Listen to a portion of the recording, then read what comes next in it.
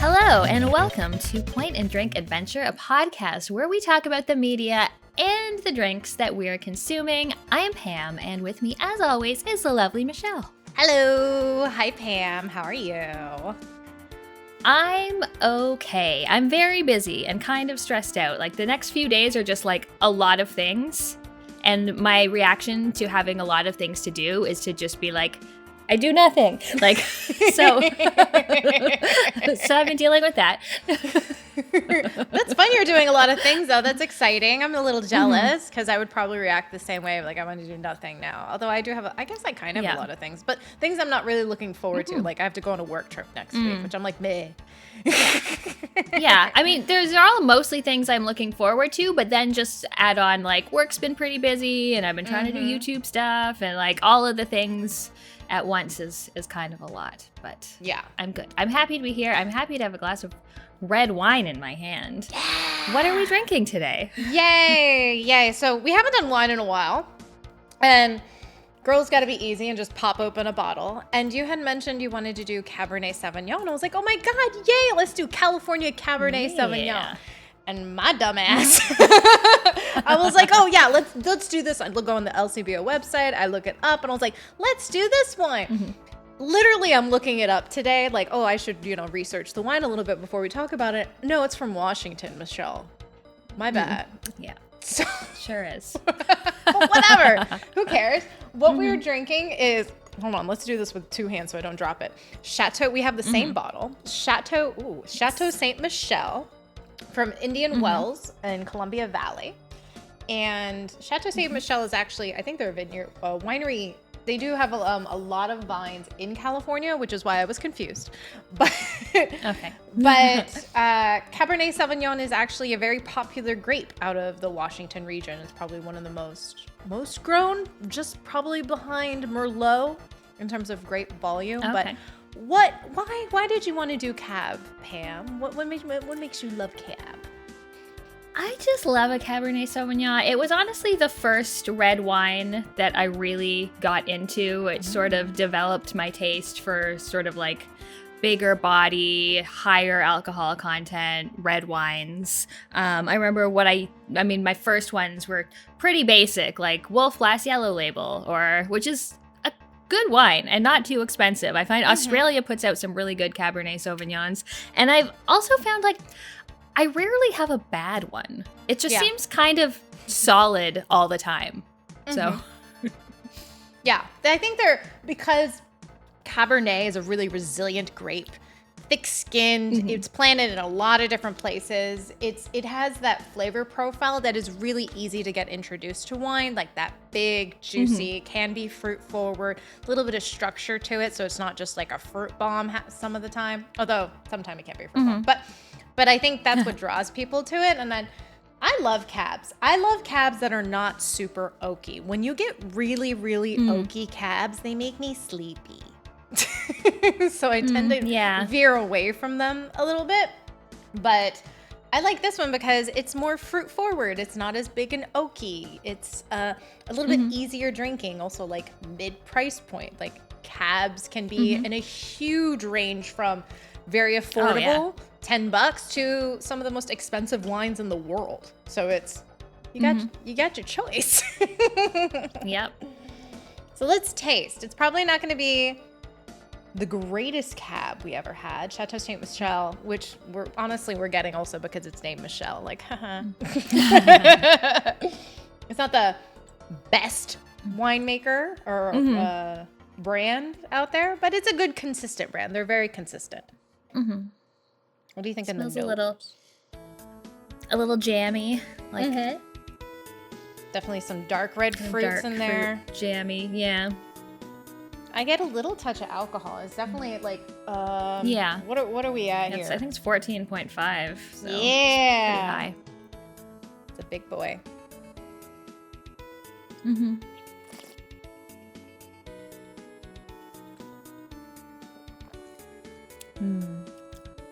Dark blackberry, plummy. There actually nice some structure to it as well. Like I definitely get some tannins on the tongue. because I've been drinking this for like a half hour. Like I've had a glass, but not actually like tasting and thinking about it. There's definitely some structure, which is really nice, but not too much. Yeah, I definitely feel it sort of the tannins on the side of my tongue and side of my mouth, but it's also fairly fruit forward. Like it's got a nice fruitiness to the sort of after taste. I like it. It's nice and easy. I feel like you can drink this on your own. It's on a cab that you need food with it because it's just gonna punch you in the face, which sometimes you get. And yeah, I would just have this. I did actually have this with spaghetti, which is actually really good. So. Yeah, that does sound good. I love spaghetti, especially spaghetti that's like a day old because I made it yesterday and then it's been in the fridge. I don't know why spaghetti next day is always better. I like leftover spaghetti, especially if it's like with meat sauce, like tomato meat sauce. Yeah, that's why I had mine was meatballs. Nice. So yeah, we're drinking cab because Pam loves the cab, her first love of wine. Speaking of wine, all right. I'm just going to segue right into it because I can't wait to talk about it. And since we're just talk about the wine, we're going to talk about this. Pam listened to a podcast called Canadaland Podcast about the LCBO. And so we're just going to jump straight into it. Pam, tell me about this podcast and about the LCBO. What is LCBO? Okay, so first of all, Canadaland is like independent Canadian news media, sort of like listener funded, covers a wide range of topics. I really like them. They do very good investigative journalism, but this time they had a guest doing sort of a bit of an expose on the LCBO, and the LCBO is the Liquor Control Board of Ontario. So all liquor sales are controlled through the Liquor Control Board. So that makes the LCBO one of the biggest purchasers of alcohol in the entire world because, you know, most places in the States, they sell liquor at the corner store and they sell liquor at ABC and they sell liquor wherever. Here, it all has to go through the LCBO. So they had on a wine reviewer, a wine journalist who had worked from a number of publications and just sort of talked about the process of reviewing wines in Ontario, which is very correlated to what wines actually get sold in Ontario. Yes, it was very fascinating because I've never been in the journalism side of wine, but hearing from it from a retail side as well as a distribution side, and you know about how wine reviews are revered and how they sort of work. And it was very interesting to hear, especially from the LCBO's perspective for a wine writer, because it's very controlling. Everything is very controlling and bureaucratic with wine. So you just have to go into it with the mindset straight off the bat with that. Yes. But yeah. The big thing he was saying is like, oh, these wines that are being reviewed aren't the best wines. They're the wines that they get access to. So in most outlets, someone might get like a couple $100s for a wine review. And the guy said that everywhere he worked, they did not pay for the wine. So you had to go out and buy the bottle of wine in order to do a review of it. So that means that reviewers tend to review wines that get sent to them right from the distributor or the winemaker. And the LCBO used to, because they have over 100 new products coming out every 2 weeks, bring all the journalists in and they could just taste all the new wine. And then that sort of stopped during COVID, and then they never brought that program back. So right away, like there was only certain wines that people could be tasting and reviewing. And also the LCBO will only stock something on their shelves if it has been reviewed by an official reviewer and given a number score over a certain amount, which causes all of these issues, again, with just the access to wine and how you get your wine reviewed to get it on the shelf. But also the wine reviewers, you see some names over and over because they always rate things higher. And then those wines are on the shelves, and then those wines have a sticker saying reviewed 94 by James so-and-so. Like, so it's just this sort of weird process that's very open to corruption. Yes, very, very much open to corruption, especially when you're limiting what can be reviewed initially straight off the bat. And then based upon those reviews, because the expectation is always going to be, as if you're a distributor, if I'm sending you this wine, you know, I'm gonna send you this. I'll also send you a good bottle on the side. Like, they don't talk about that, but it's like, review this wine for me so I can get it off the shelves, and I'll, you know, we'll go out to dinner. I'll give you this other super expensive bottle of wine, or some sort of BS under the table thing can absolutely happen. And so it becomes very sketchy, and it's sad too, because you want to make it easier for the consumer, because wine is very, very confusing and really tough to understand if you're just like, what did he call Philistine? People who are Philistine, I was like, oh, that's sad. I don't want to call it that. But people who don't know anything about wine and just want, all right, I want a great varietal, I want a location, I want a price point, and like, I want it easy. I want to know if I'm getting good value from my money, which is very valid. That's what you want to get from a consumer, but those numbers could be very skewed, because just because it says 94 points, it's 94 points with this person. It could be 94 points with me, where it could be 90 points with you. And that variation could be very huge in terms of the quality of the wine. Also, what does that 94 points mean? Is it the value? Or is it the quality? Because those can be two different things to factor into that score, and that all it is just a number. That's it. For sure. And for the average person shopping, they're not going to know. I mean, if you know about it, like he mentioned a few people, like some people who consistently scored high, but if you talk to people in the industry, they'd be like, well, that's fine because he's consistent about it. It's always kind of on the higher side. Whereas there was this one reviewer, Carolyn something, I don't remember her last hyphenate name, but she reviews for value for money. So she caused a big stink because she reviewed an $8 wine and gave it like a 96, which is unheard of. Because she was like, oh, for $8, this is really good, which is not how most people rate wines. Right. Most of the wine rating scale is based out of what was initially written by Robert Parker from Wine Spectator. He's probably the most famous wine rater and most influenced, we'll call him an influencer of wine ever.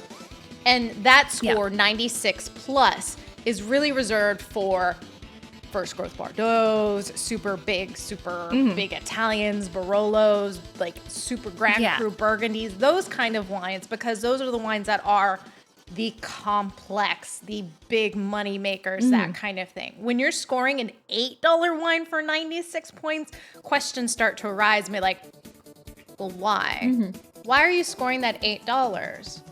And what kind of money are you getting? Because when you see 96 points as a consumer at that price point, what is that going to lead to? Lots of sales.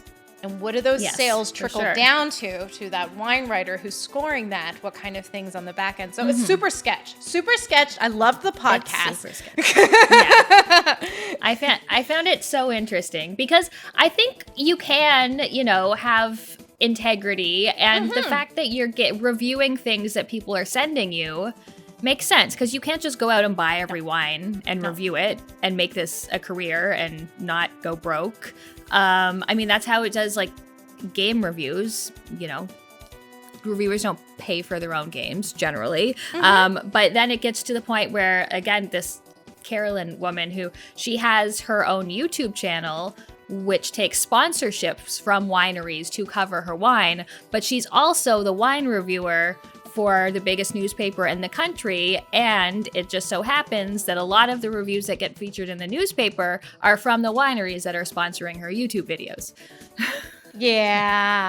Double dipping. We double dipping. Yeah. So double dipping. It's super sketch. Listen to it's not too long. I think it was like 35 minutes, this podcast, but very informative and very educational, especially when it's talking about specifically for a controlled region like Ontario is, where not everywhere in the United States is controlled, like where I live in Pennsylvania as well as Virginia.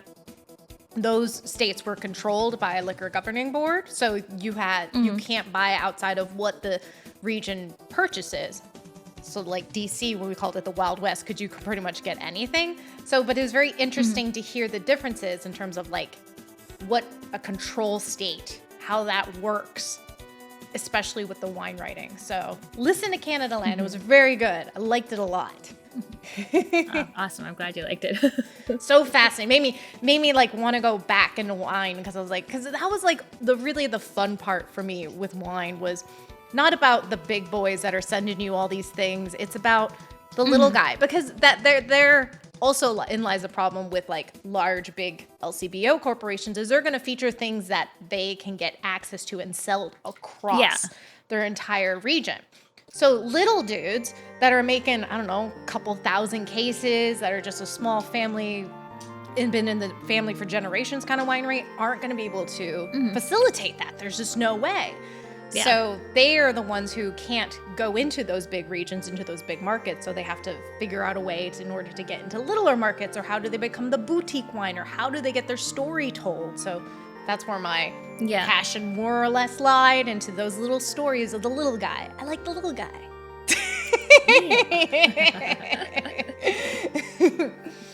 But all right, so yeah, it's a really fascinating topic. Yeah, it was fun. I'm glad you listened. So that's what we've been listening to. What have we been watching? Oh, we've been watching quite a few things. Probably we'll go with I'm just gonna go straight down the list, at least for mine. The first thing we watched, which actually wasn't the first thing we watched, but is a thing we watched. We had a double feature, and we watched Mommie Dearest. Which Pam never seen before. I'm one who had a crazy childhood apparently, and watched this movie about 1 billion times when I was 10 years old, which is exactly the kind of movie you want to watch when you're that age. But so Mommie Dearest is a movie about it's not Faye Dunaway. Oh my God, what is her name? Joan Crawford. There we go. Yes, thank God. Oh my God. All right, it's a movie about Joan Crawford. The movie is actually based off a book written by Christina Crawford, who is her adopted daughter, and it's a tell-all book that she wrote like after her mother passed away in like the 60s or 70s, pretty much blaming her mother for massive amounts of child abuse and stuff, and how her childhood went. So the movie is about that. It's really about the book that Christina wrote. And since then, there's been a lot of like pushback, like that actually didn't happen. Like a lot of these things, like Joan Crawford was not that crazy. Like she wasn't doing all these crazy things. So there's a lot of like controversy in that. It's like, what were you trying? Were you just trying to get your name? But it's because one of the biggest like books at the time to be released, or biographies, very drama driven. So it's about Joan Crawford adopting children more later in her career, and how she's so obsessed with staying relevant, and her relationship with her daughter as well as her son, who just sort of disappears towards the end of the movie. Yeah, the son's not in it. He gets adopted, and then they don't really pay much attention to him. No, but he's just there. But lots of famous scenes, like no wire hangers. No wire hangers! And cutting up the roses, and a lot of crazy things that Joan Crawford does in the movie. Get me the axe! Tina! Bring me the axe! I love that one. But I don't know why. This is a very much a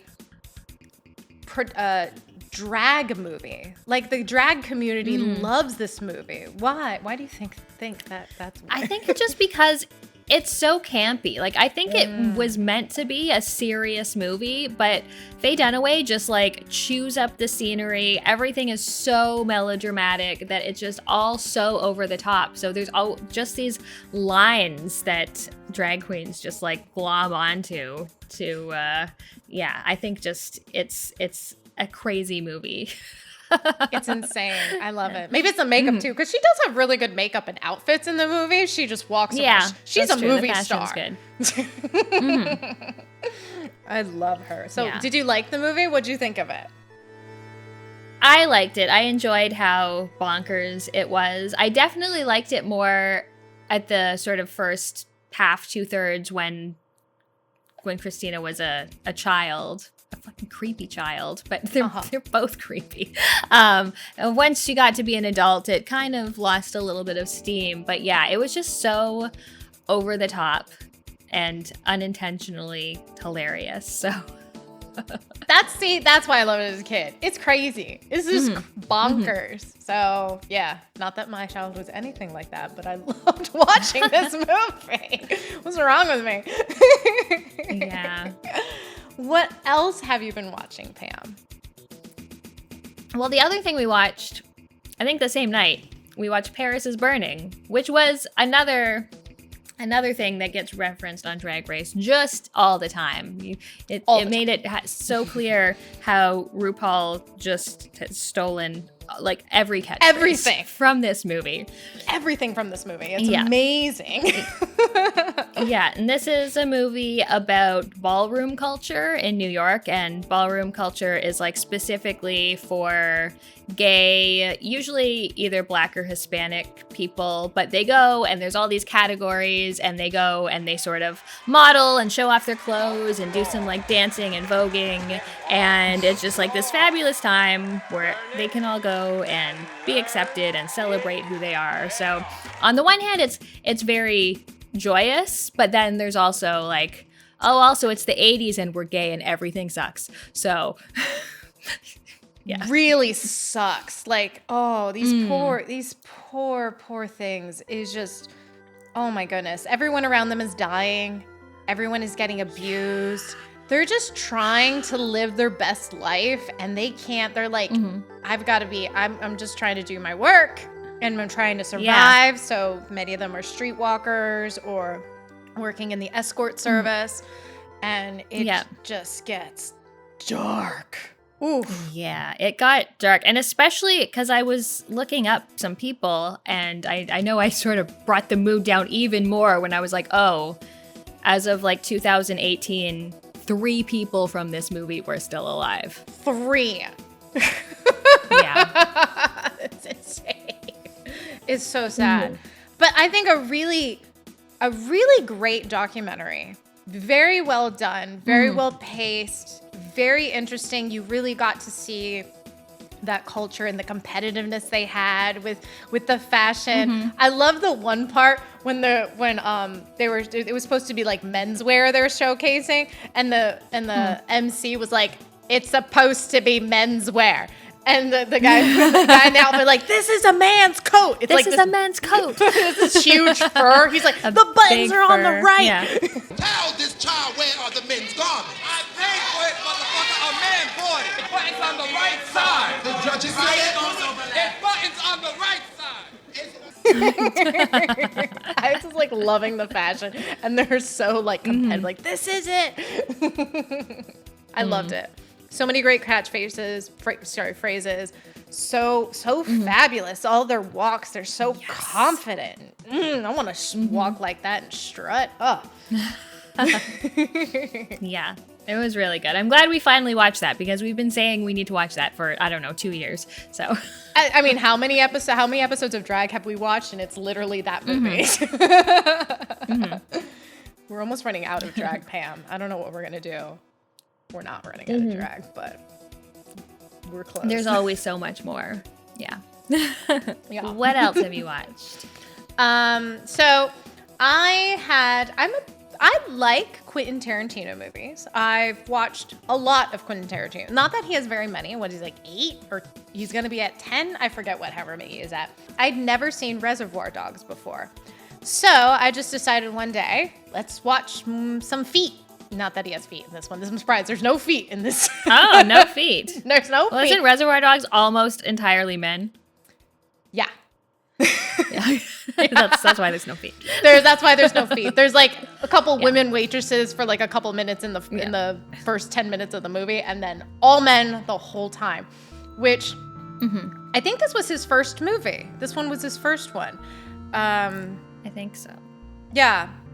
Anywho, it's This one with like Mr. Pink and Mr. Yes. Great. Mr. Yeah. Brown, Mr. White, Yeah. and they don't use their real names, even though you learn a couple of their names throughout it. So this is about a heist movie.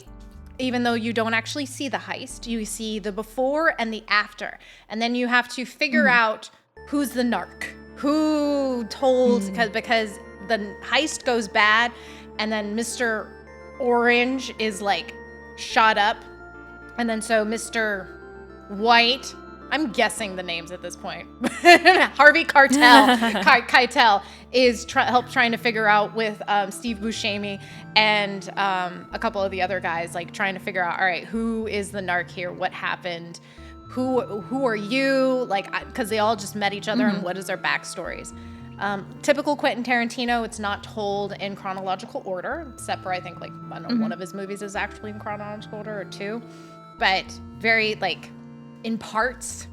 But I had a good time with that. I was surprised how engaging and how interesting it was, especially the format and how you actually don't see the heist. I kind of liked that. Yeah.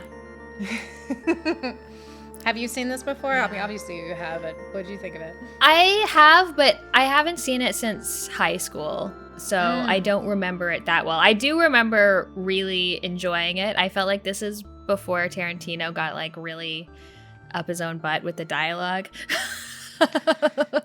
Yeah, he definitely gets up his own butt, and he is in this movie, which him in his own movies is always like just meh.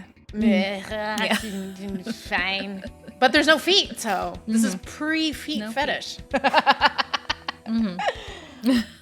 I like it. I don't think it's not my favorite one of his movies. I think the only one I still have yet to see is The Hateful Eight, and Oh, yeah, I haven't seen that one either. it's so long. That's what kind of draws me up, and I'm like, it's so long. But I think that's the only one I haven't seen. My favorite one of his is Jackie Brown, though. What's your favorite Tarantino? I do like Jackie Brown a lot. I really like the last half of Death Proof, but I really hate the first half of Death Proof. The last half is the best. The best. I'm cheering the whole time. The last half. It's so good. Yeah. Yeah. So it's hard. It's like a bit of a love-hate relationship with that. So yeah. What else have you been watching? So another movie I watched recently is called Bone. And this is kind of a dark comedy, sort of surreal satire. It's directed and written by Larry Cohen, and it's from the early 70s. And so it's this couple, this sort of well-to-do couple in Beverly Hills, and a man comes and does like sort of a home invasion on them, but then realizes that they're so fucked up, like so the family, fucked up. the Like, person it who's doing almost the home turns invasion. the couple he's doing the home invasion on them. Like it kind of almost turns it around on him, where he's the victim. It's also like got a lot about race in it because he's a black man and they're a white couple, and it's really surreal. Like it goes all kinds of places. Like he takes them sort of hostage in their own home, and he tells the husband,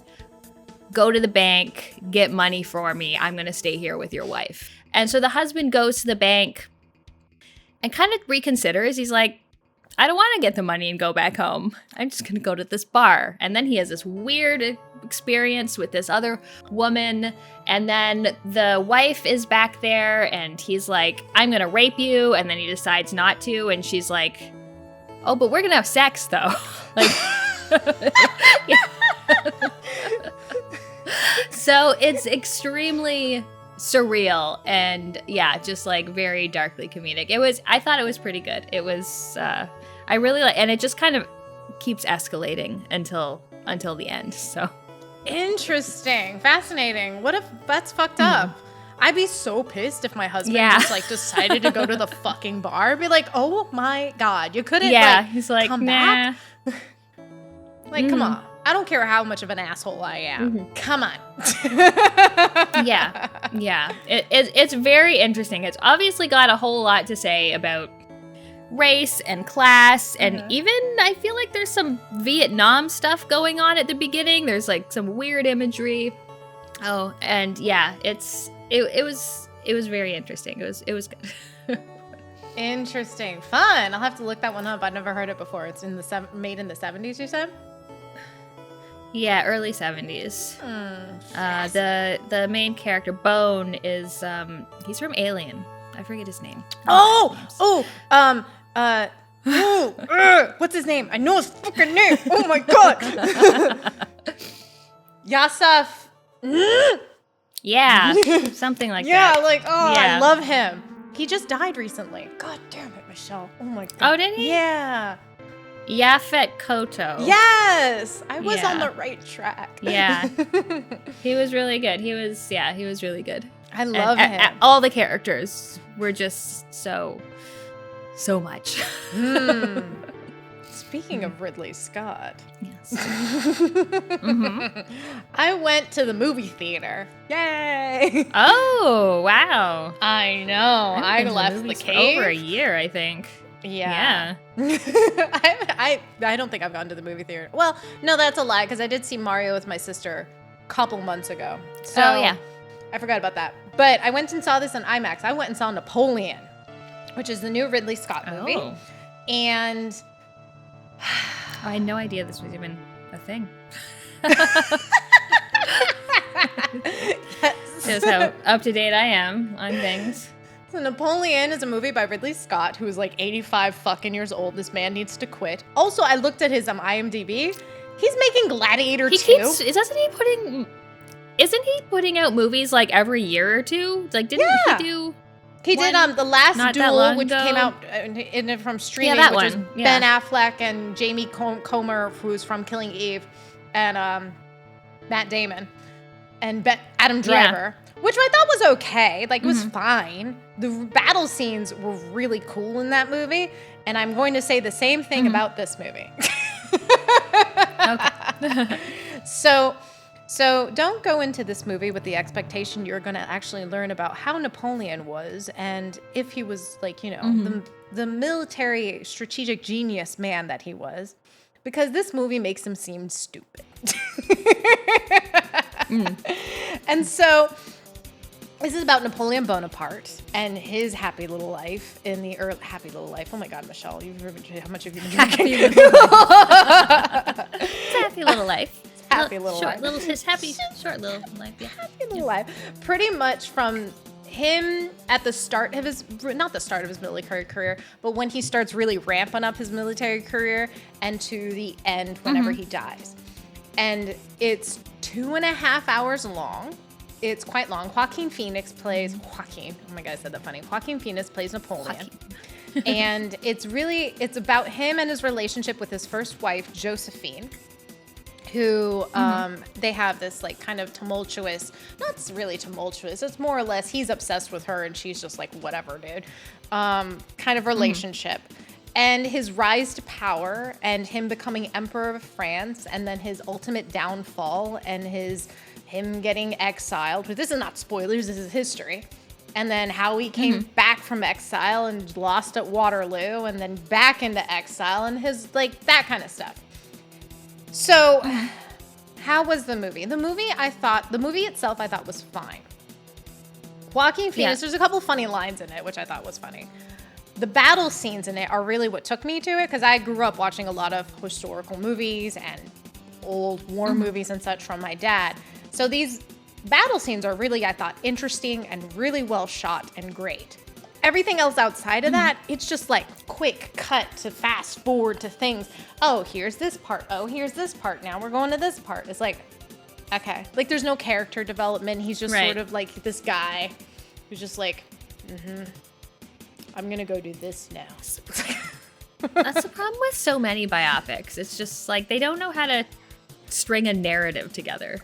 Yeah. You couldn't really string the narrative. And I was like, this Like, okay, you don't really get the sense that he's a super military, because this man was a military strategic genius. Like, his tactics are still taught in schools today. And you don't get that vibe from the movie at all. And reading about him, about this in the movie afterwards, there's a lot of historical inaccuracies, like a lot. So don't go into this movie thinking this is really about Napoleon. It's just kind of not like historically accurate Napoleon. It's not. It's about Napoleon, Right. but just an interpretation of it. So, which is fine for a movie. That, like, whatever. It's a movie. We should never take a movie verbatim that this is history, because that's never the case. So, yeah, it's fine. Battle scene's great though. Whew. Does Ridley Scott need to stop making movies? Probably. It's fine. Whatever keeps you alive and healthy, my dude. Yeah, exactly. That would keep you healthy. That's good. So yeah. I saw a movie. Awesome. What is the last thing So you've watched? the last thing I watched is a series, The Fall of the House of Usher, which is Mike Flanagan's last series he's making for Netflix. I've really liked all of his series, not so much Midnight Club, but the first 4 ones he does these great, just single season, like 8 to 10 episode little thing, and then he goes on to the next thing, which is its own story, although he uses a lot of the same actors through it, which is kind of cool. But yeah, so this one was all just sort of an amalgamation of all the Poe stories, just like all the Poe references, all the stories. So this has the House of Usher, which is a, multi-billionaire company of pharmaceutical. They have a pharmaceutical company. So the family is Roderick, his sister, and then Roderick's children.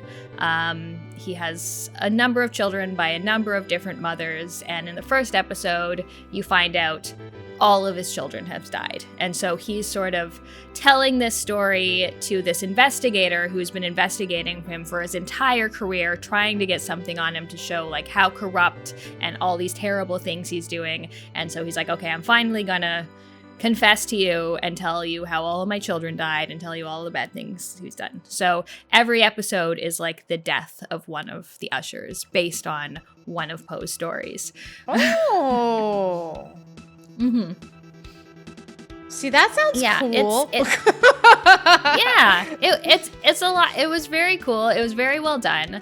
My only one complaint is that the most interesting and fun Ushers die at the beginning. Oh. So at the end, it's I don't know. I found like the end. I liked how it all came together, but the last few episodes weren't quite as good as the first few episodes. But it was generally just like really good writing, lots of Poe references, really good performances. Not terribly scary, more disturbing than scary, and just sort of like a look at like what were you going to give up for, money? What horrible things people do and agree to for money. Interesting. So I had no idea. I knew nothing about this, and I honestly have not just had time to go into a series for this. But because I've watched a lot of Mike Flanagan's series before, like House on Haunting Hill, whatever the one was after that, and the one about the radio, one of the radio station. What was the radio station one? What was that one called? Where you like radio station. Yeah, there was like a group of family that was living on an island, and like the kids go into the radio station in order to make the sound to stop the alien. Am I thinking of a completely different show? That's definitely not one of his Netflix series. What did I watch? Maybe one of his movies, possibly, but no, because he did Haunting of Hill House or whatever, Bly Manor, Midnight Mass, and then Midnight Club based on the Christopher Pike books, and then Usher. Dude, what did I watch? What was I on? I don't. Yeah, I'm not sure. Now I'm interested. What are these kids doing I'll have to look this up. radio station? Yeah. Like, It's you can't go anywhere out at night? What was I watching? Because I remember the woman was in it. His wife was in it. Oh, Kate Siegel? Yeah. She's in it? Yeah. She is a hot wife. I love that her, I mean, I think her and Carla Gugino kind of look similar, and I love both of them. And they're in most of his things. Yeah. Yeah. I love them both. What was she in? Because he did Gerald's Game with Carla Gugino. Oh, and then he did the Hush with his wife. But I don't know what you're talking about. I'm going to figure that out later. I'll figure that out later, and I'll probably post, like, it was this, if I find it. If I don't, it'll be like, I don't know what I'm talking about, literally. Michelle's just making up TV series. Yep. Netflix content. I had a dream, and I thought it was a movie. You cast it and everything. I did.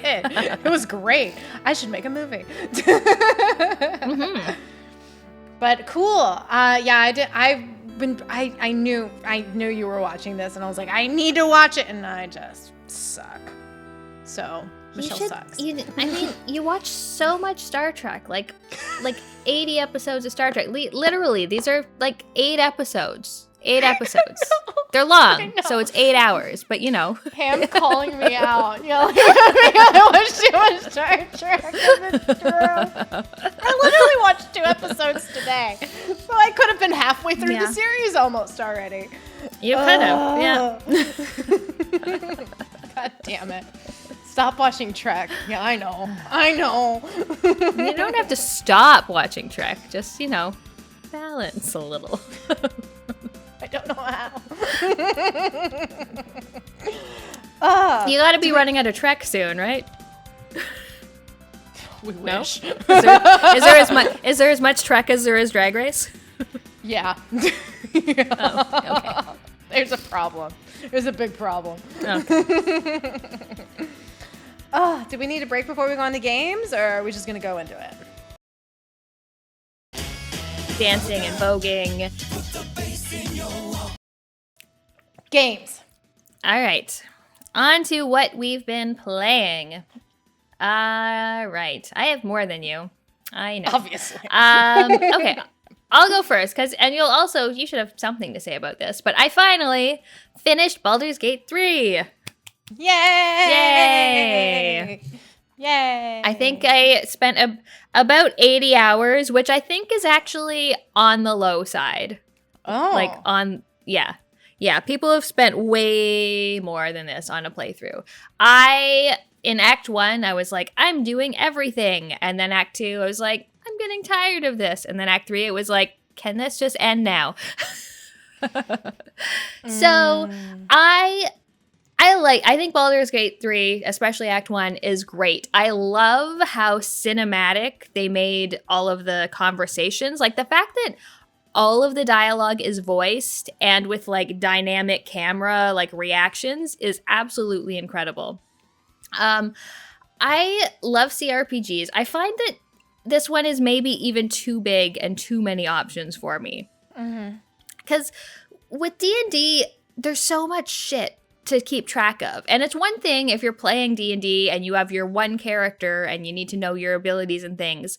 But in Baldur's Gate 3, you have 4 characters in your party, but probably like 10 characters in total. So like learning all their shit, just too much. Too much to learn. And then I appreciate when developers do this, but I'm not like the most creative player who like stacks 40 boxes up so they can teleport arrow across a thing or, uses like their abilities super cleverly to like get places they're not supposed to. I'm more of just like explore, hope my perception checks succeed, and I like talking to people and doing quests. I'm kind of overwhelmed by like the amount of potions and arrows and gear and loot. It's all a little bit much for me. Yes. Yeah. The same. Yes. The very little bit I played of Baldur's Gate, I played co-op, and my sister was in our little co-op party. And all those fucking items and all the things, I just could not grasp my head around. So I'm literally like, Betsy, go in my inventory. fix me up a potion, babe. Just give me what I need. She's like, Michelle, your inventory is so disorganized. I'm going to go in here and organize it for you. I'm like, yeah, you do that, Betsy. Yeah.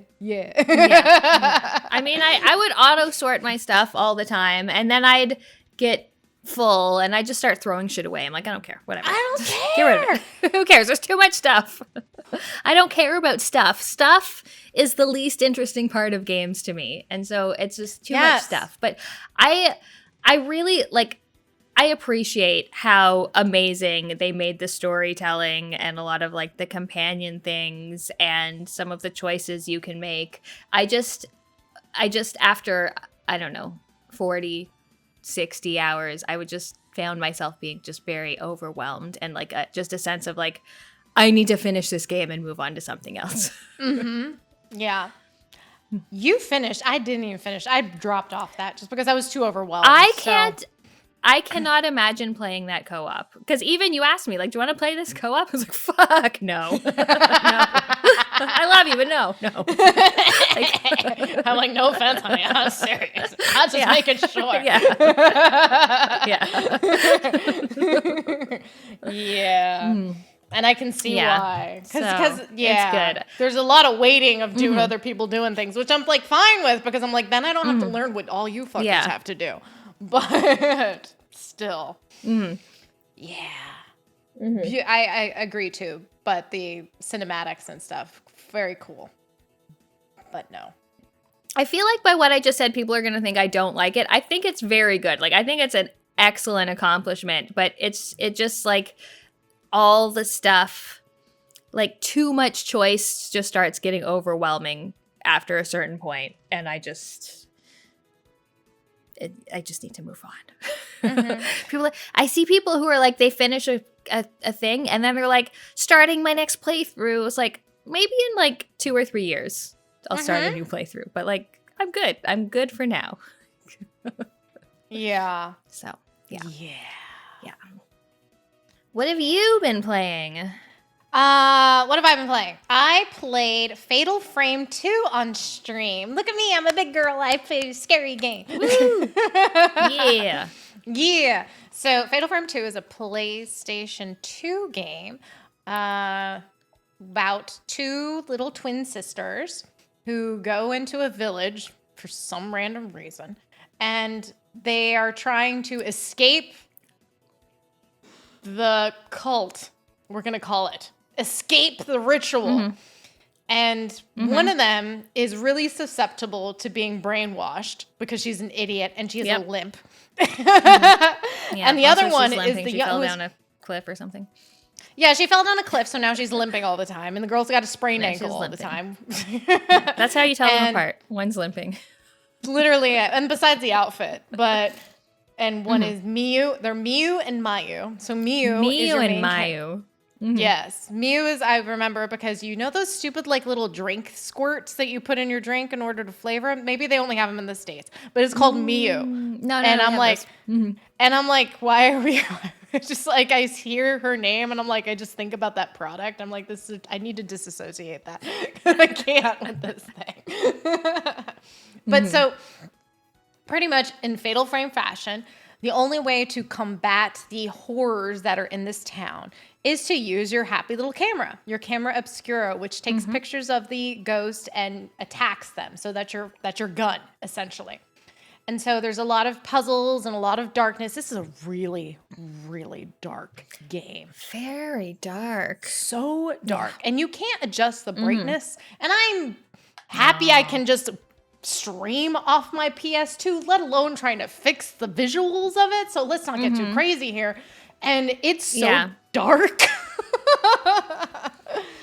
But so you have to go save or escape the village with your sister, and you learn about the village and the rituals and what is a crimson butterfly, and you upgrade your equipment and solve puzzles and fight things. And it was great. I thought I had a really great time. Very, very cool mechanics, very interesting story, lots of the darkness, but I think that it was very tanky. But once you get used to the tanky controls and the aspect ratio of going from out of camera into camera, because you're going from third person to first person, switching back and forth, so it can be kind of jarring. That it's really fun and interesting. I'm real bad at it. Don't get me wrong, real bad. That final boss took me about an hour to beat.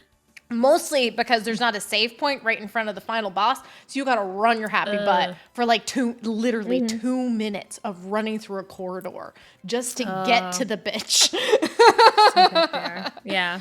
So, and I'm playing on original hardware. So I can't save scum and I can't rewind. So we're doing it the old fashioned way, kids. So I had a really great time with it. Really cool.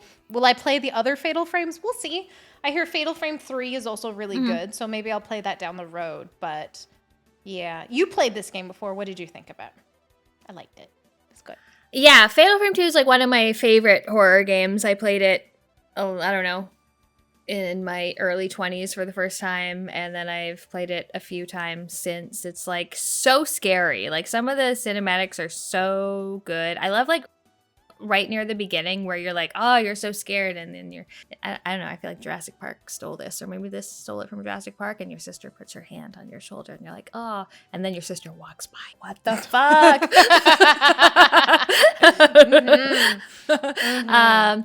I like it. I love photography as a mechanic in games. I do know, like, I played it last year. I had a sort of little birthday party at my friend's Mel's house, and she has a outdoor garage set up with like TV and couches and space heaters. So we were playing that, and it's so good. But there are definitely spots where it's just like, go find this key. And then it's and then you wander around forever looking. It's like, where's the fucking key? What room am I supposed to go into? Oh my god, this is why I stream these games, because I'm like, where am I going? What room am I supposed to go to? Yeah. And then like people sending me things, I'm Have like, I been here before? Where? Yeah. Which is very typical of early 2000s JRPG-ish thing. Like they just for sure. don't tell you a goddamn thing. Yeah. It's just Figure like, it out. whatever. Go find this. Where? I don't know. Yeah. Just keep looking until you find it. But yeah, I like it a lot. I had started Fatal Frame 1 and I wasn't very good at it. And I got to a point where I had like used up all of my health items and my good film, and I was just at this fight where I determined, I think I've screwed myself here. I don't think I can beat this this boss without any healing items or anything. So I was gonna have to probably start again. But I also want to try 3 because I do have all of them. So nice. Yeah, I was so afraid of that when I was playing it. I'm like, I swear to God, because at some points I had to use like a couple healing items. Like, I swear to God, if I'm like soft locking myself by using healing items, I'm gonna lose my fucking shit here. Like, oh my God, because very typical in those kind of games as well. Like, don't heal too much, just get good. And it's like, yeah. But yeah. What else have you been playing? Look at this, my teeth are turning kind of black. And the wine, that'll happen. It's a very dark wine. I don't think I'm going to talk about Ebenezer in the Invisible World. If people want to know, they can watch my review of it. Yeah, watch Pam's review. Yeah. So something I just finished on stream a while ago is called Dreams in the Witch House. And it has the look of a typical point and drink adventure, a typical point and click adventure game. But it also has sort of resource management and survival mechanics. So it's based on Lovecraft. It seems like every game is based on Lovecraft lately. You play a guy in Massachusetts. He's in Arkham, going to Miskatonic University, and he's working on his thesis.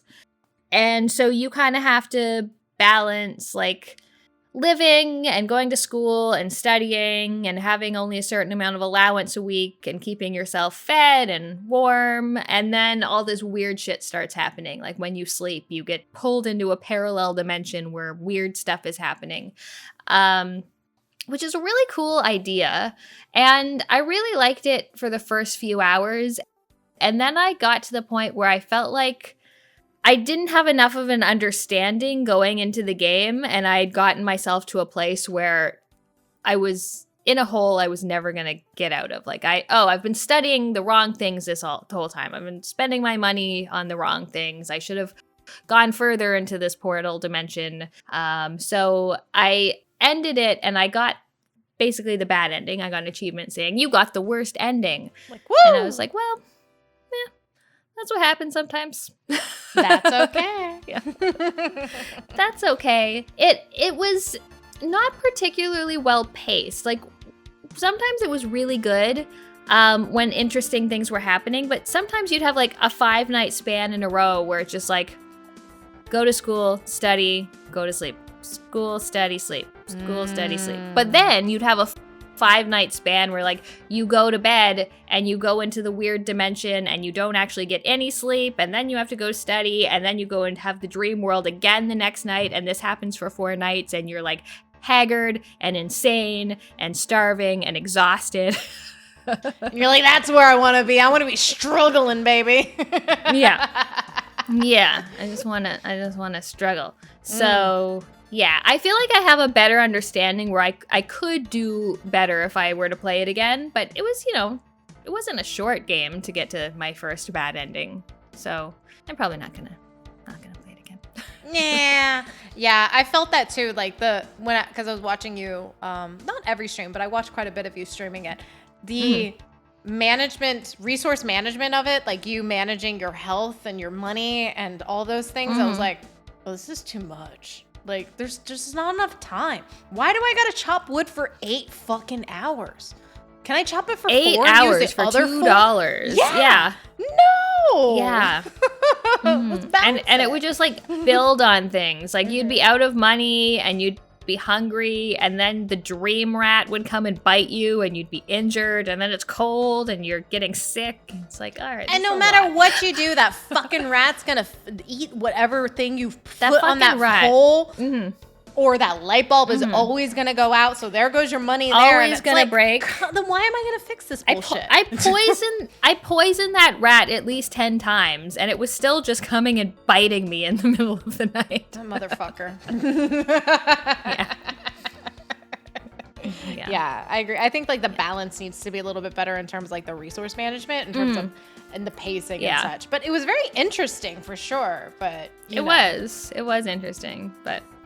You could just watch the endings on YouTube, like us plebeians. Exactly. I'm working for. What else have you played? We played in our Wednesday co-op team. We played Dead Island, the first one, not the second one, the first one. Let's be real. First one. Now let's try to remember the story, Michelle, because is there story to this game? I don't fucking know. you're at an island resort. There's a zombie outbreak. Which apparently there's everything on this island. Military. Everything. Yeah. Malls. Stuff. And it's like, Giant I thought it was hotels, just a resort. boats, but no. Jails. Like, Jails. yeah. No. Yeah, so you're trying to just sort of help people survive, and then this guy's like, hey, I'm on this island, and I have a way out, and you just need to come here. So that's how that works. And then you go there, and he's not cool. That's it. No, he's not cool. He's not cool. Gameplay-wise, kind of similar to Dying Light, except you can't parkour and grapple hook. Yeah, none of the cool parkour stuff. Which makes it much worse. Similar. Yeah, it does make it worse. Also, some of the levels, like, well, when we just had our free run of the island, it was pretty good. Like, it was, fun enough. You go and you save people and find lost teddy bears and go through everyone's luggage, and it's like, yeah, this is good. But then you go to like sewers. Oh, the fucking sewers. Or small hallways. And it's like, our characters shouldn't have collision. Our characters should just be able to pass through each other. But instead, we're all just like smushing into this hallway. No one can get through. Just. I would just sit back, and you and like Burger would just sit there and whack at things through a doorway. And I'm just like, yeah. Because I can't get through. There's no way I'm getting through this doorway. But everything is blocked. So I'm just like, Yeah. At one point, we just gave up and we just started beelining everything. Like we're running. Oh yeah, we just stopped fighting things. Mm-hmm. And it's like whoever gets, it became a race. Whoever gets to the checkpoint first, because you can fast travel. If one person gets there, is the winner. And essentially, so we would all just that honestly start beelining and running. That honestly is the best co-op mechanic. Dying Light had it, this had it, but one person gets there and everyone else can fast travel to them. Like that should be in any open world-ish co-op game. Like that's the literal best mechanic. Yes, it's so nice because then we don't have to worry about, oh my god, I'm stuck. I can't get there because I'm stuck in this like hole in the sewer because I fell or something stupid. You know what I mean? Because I'll do something stupid. Or I ran off on my own to go find some bullshit and now I'm 20 minutes behind everyone. It's just like, well, just fast travel right to them. That's the best. That was honestly the saving grace of this game because this game was fine. I thought this was pretty fun co-op. It's fine. But I would never play this by myself. One of those type of games. No. The hit detection is very strange. You're like in first person, I'm just whacking things and I'm just like this whacking. The best thing was just stomping the zombies. If you can get them on the floor and you can just kick them to death, that's the best thing to do. Because then you don't have to worry about your weapons breaking. You're just using your foot, and your foot just gets stronger and stronger. I had all these abilities by the end where if I like hit them and then I kicked them and then I could just jump on their head.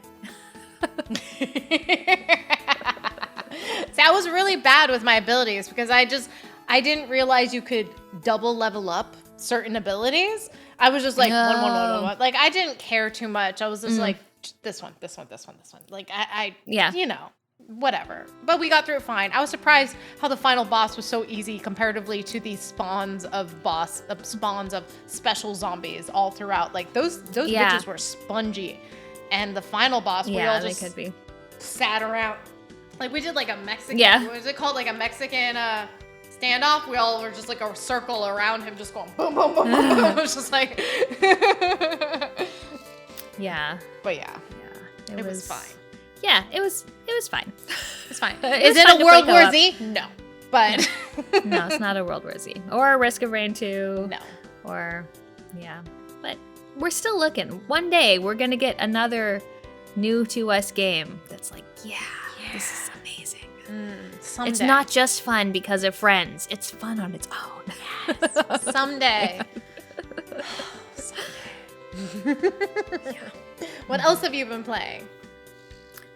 So the last thing I beat was Stasis Bone Totem. This is the sequel to a game called Stasis, which came out a few years ago. And it's a really interesting. So it's basically a point-and-click adventure, but it has an isometric view instead of, their usual kind of 2D view. And this one, this couple, Charlie and Mac, they're... What are they? They're like deep sea retrieval people. Words are failing me, but they go and they like recover things in the ocean, and so they get this distress signal and they go. So Charlie, Mac, and the teddy bear. Oh no, Moses the teddy bear. Moses is the toy of their deceased daughter. So these are the 3 playable characters you play, and all the way through they're talking. And Charlie, the woman, is like pretty, protective of Moses, and Mac is mad at Moses because his daughter is dead, and he kind of blames Moses for it. But they go, and so you can play as each different character, and they have their own skills. Like one of them is strong and can break items down. One of them can combine items, and then Moses can like sort of hack things because he's basically an AI. So you're in this underwater facility by the Kane Corporation, and Kane is interesting because it is both a corporation and a religion. So that's, just a little bit problematic. Also, Kane has made like basically Amazon heaven where you can like just upload your consciousness. So when you die, you go off into the cloud to like live your life forever. Oh, it's like Black Mirror. Everyone that you love. Yeah. So it's got that, but then you're going and just sort of going further underwater and just seeing like these weird experiments and discovering weird things like deep on the ocean floor. And it was just really good. I love the atmosphere of these games. The writing was really good. This is from a very small developer, and the cinematics looked so good. Like I was watching them being like, how did you make these? Like this is a small team. How did you make these really good cinematics? But yeah, everything I really liked. I really liked all the puzzles. They all had to do with just like paying attention to your surroundings. And then there were, the inventory shenanigans. But I thought it was like one of the best games I played this year. Ooh, hot take. Better than Baldur's Gate for Pam's Game of the Year. Oh my God. Wait, did this game release this past year? It did. Oh, scandalo. Escándalo. Yeah. It was I really enjoyed it. So. Ooh, hot take. Yes. Played it on Xbox? No, it's only on PC. I actually I streamed the first time I played it. Actually the developers reached out. They're like, "Hey, I saw your video on the Dig. We were like really inspired by the Dig on this game." So it's like, oh, well, that's cool. Oh, so because I had started it. Yeah, I started it like months ago in like May or March or whenever it came out, and then I just kind of fell off it just because I don't like sitting at my PC. But then I was like, no, I have to finish this game, and it's like, oh, it's so good. Nice. I'll have to look that one up, see if I can. So I sit so much at my PC now since that's where my PlayStation is at. I'm more open to things on my PC. So. Yeah. Also, this would be a pretty good one to stream because it's like adventure-y. It's scary, but not like, Resident Evil or Fatal Frame scary. Just like scary atmosphere. Is Resident Evil really I was scary anymore, though? I mean, the newer ones are pretty scary, I think. The one at times. Scene. Oh, with the baby? Yeah. Yeah, that was scary. Fucking baby. Yeah. That fucking baby. But sometimes they're scary, for sure. Yeah. When Leon isn't super hot, I'm just distracted by that, but Yeah. Cool. I will have to look this one up. Pickups. You go first. Pickups? I do have pickup. I'll I have go one first. pickup. I only have one pickup. I should move my glass of wine out of the way so I don't knock it over, because that'll happen. So it's been a while since I've had a new vinyl. Yeah. I'm so excited. Jay on the Discord was like, oh, look at the 9 Inch Nails site. It has restocked Downward Spiral. And I'm that weird 9 Inch Nails fan where it's like Downward Spiral is like my least favorite album. There's some impeccable songs on it, but if I'm going to get something on vinyl, I need to love the whole album. Mm-hmm. And I find some of the songs on that album unpleasant to listen to. So like I don't so I didn't want that. But then I was like, well, what else do you have? So I got Pretty Hate Machine.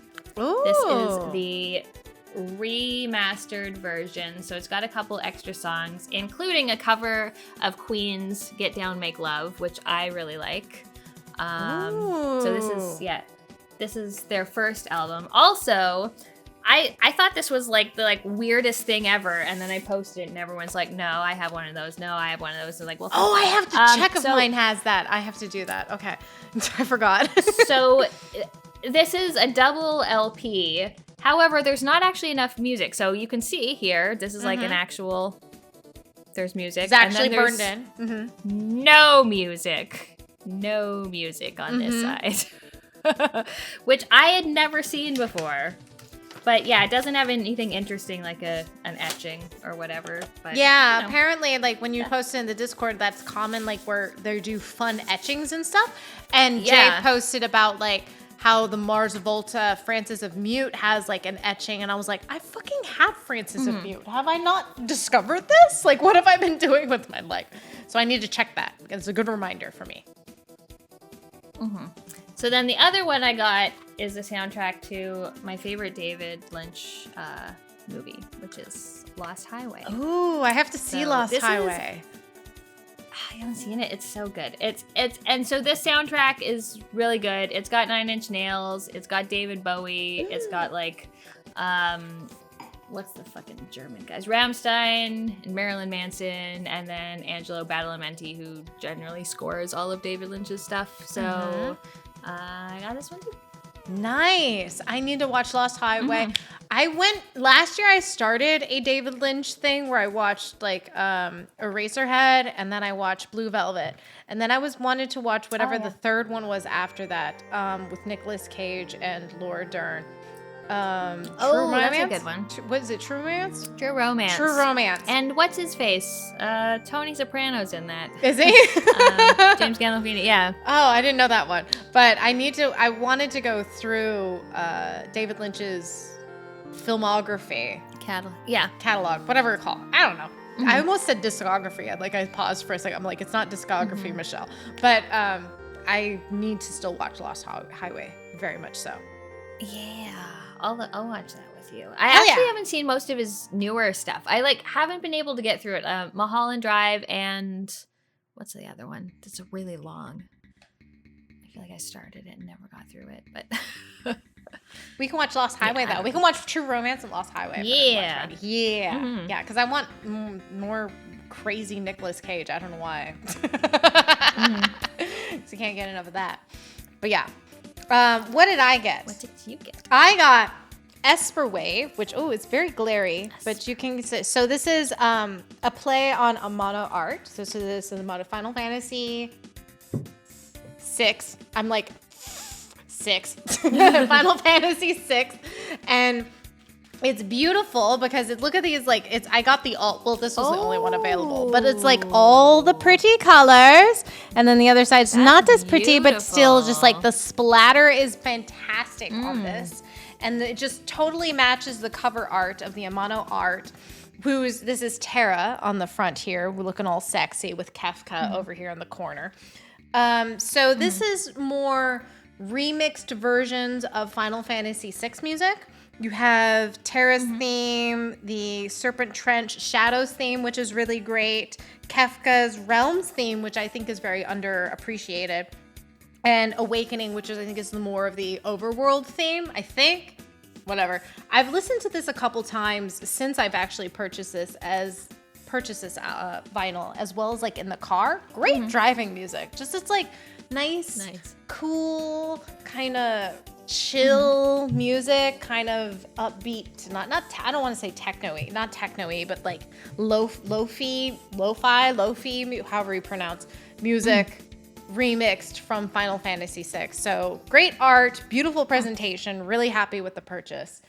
And that surprisingly is all I have for vinyl. I am on Only one. Only one. What is wrong with Michelle right now, right? I only have one. I'm going through a dry spell with my vinyl. I spent much money on Final Fantasy Tactics. I'm like, you need to calm down, girl. Even though I still have some, pre-ordered. It's fine. I'm still waiting. There's one pre-order that should be here by the end of December. I don't know. It's probably going to get pushed. That happens. Yeah, I've got a couple pre-orders. I got a couple Castlevania pre-orders, even though I'm just now starting Castlevania. So Castlevania Symphony of the Night, which is great. When I talk about that, I'm just going to talk about how great it is because I'm fucking loving it. I played 3 hours the other day and it felt like nothing. I was like, that wasn't 3 hours, was it? Game. Oh my God. So I'm excited. But it's not that Castlevania I have the vinyl for. It's the other ones like Aria and something. Anyhow, oh my God, I'm sidetracking.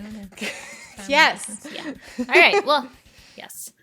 Well, that is it for the show.